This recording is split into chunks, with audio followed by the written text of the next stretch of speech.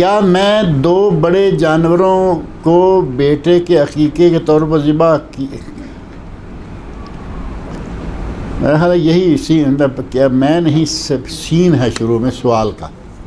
کیا 2 بڑے جانوروں کو، یعنی 2 بھینسیں، 2 گائیاں، 2 اونٹ، ان کو بیٹے کے عقیقے کے طور پر ذبح کیا جا سکتا ہے؟ سنت سے ثابت نہیں ہے.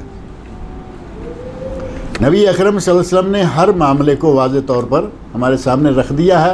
آپ نے کبھی بھی بڑا جانور عقیقے میں نہیں کیا. آپ کی زندگی میں آپ کی بیٹیاں ہوئیں، بیٹے ہوئے، پھر آپ کے نواسے ہوئے، آپ نے کبھی بھی بڑا جانور نہیں کیا. اور ام المومنین حضرت عائشہ صدیقہ رضی اللہ عنہا، ان کے گھر میں ان کے کسی بھائی کو بیٹا ہوا، یعنی بھتیجا ہو گیا نا، اور یہ پھوپھی بھی ہیں اور ام المومنین بھی ہیں. صحابہ کرام میں مفتی بھی ہیں. صحابہ کرام میں خواتین میں سے، بلکہ سارے صحابہ میں سے بہترین مفتی ہیں. اللہ رب العزت نے علم اور فقاہت اتنی دی ہوئی تھی کہ صحابہ کی مفتی حضرت عائشہ رضی اللہ عنہ. اور پوچھنے والے گھر کے لوگ ہیں، اپنے گھر کا مسئلہ ہے، کہا کہ آپ کا بھتیجا ہوا ہے تو کیا ہم بڑا جانور نہ کر دیں؟ تو حضرت عائشہ رضی اللہ عنہ فرماتی ہیں معاذ اللہ.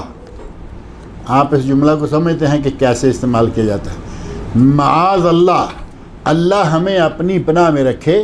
نبی صلی اللہ علیہ وسلم تو مینڈا دمبا کریں اور ہم بڑا جانور کریں گے.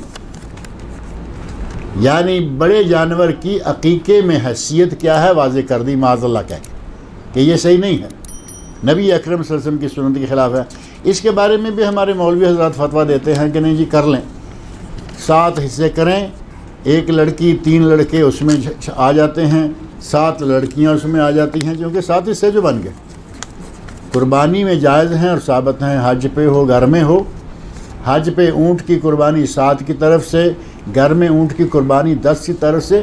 ساری باریکیاں تفصیل کے ساتھ ثابت ہیں، لیکن عقیقے میں اونٹ گائے ثابت نہیں ہے.